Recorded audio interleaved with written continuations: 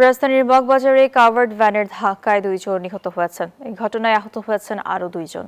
আহতদের Dhaka medical college হাসপাতালে চিকিৎসা দেওয়া হচ্ছে। রোববার রাত 11:30টার দিকে মগবাজার ওয়্যারলেস সংলগ্ন এলাকায় দুর্ঘটনা ঘটে। স্থানীয়রা জানান, দ্রুত গতির একটি কাভার্ড ভ্যান নিয়ন্ত্রণ হারিয়ে সড়কে থাকা 2টি মোটরসাইকেল, একটি সিএনজি, অটোরিকশা ও পথচারীকে ধাক্কা দেয়।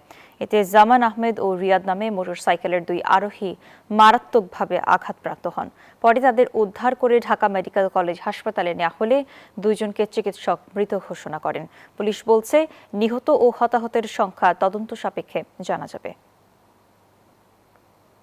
এখান থেকে লরি গাড়িটা আসতেছে, আসে ব্রেক ফিল করছে, ব্রেক ফিল করে সিএনজি ছিল লরির সামনে, লরি সিএনজির পিছনে দিয়ে লাগার পরে ওই মোটরসাইকেল আমাদের গাড়ি উঠে গেছে। 3 জন ছিল, 2 জনকে আমরা ঢাকা মেডিকেলে নিয়ে আসছি। আসার পরে ডাক্তার বলল মৃত। প্রাথমিক যে কার্যক্রমগুলো এগুলো এখনো শেষ করতে পারি নাই। আমরা অবশ্যই এখানে আমাদের টিম পাঠাবো, ওখানে আসলে হতাহতের কোনো এই সংক্রান্ত কোনো হতাহতের কেউ আছে কিনা এটা আমরা যাচাই করবো। পদ্মা সেতু, মেট্রো রেল এবং এলিভেটেড এক্সপ্রেসওয়ে নির্মাণের গর্বিত অংশীদার বসুন্ধরা সিমেন্ট।